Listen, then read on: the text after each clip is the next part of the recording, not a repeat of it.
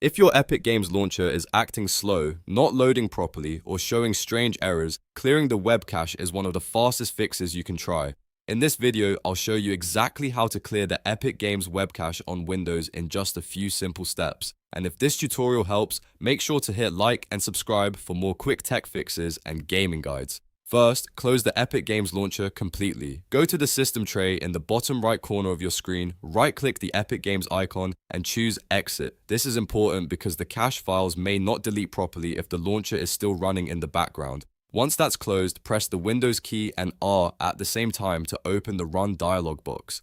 This little window is one of the quickest ways to jump straight into hidden folders on your computer.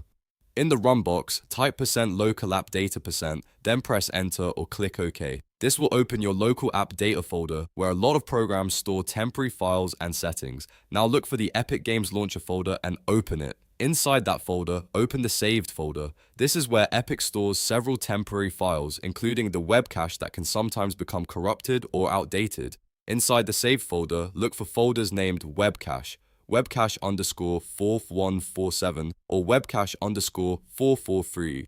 These are the cache folders you want to remove. If you see more than one, you can delete all of them. Right-click each cache folder and select Delete or press Delete on your keyboard. If Windows asks you to confirm, go ahead and approve it.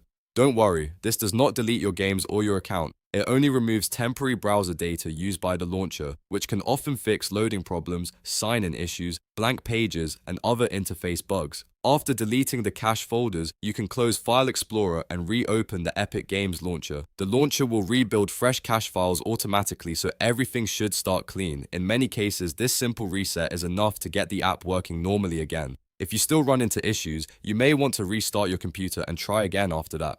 And that's it. You've successfully cleared the Epic Games web cache. If this video helped, please give it a like, subscribe for more helpful tutorials, and I'll see you in the next one.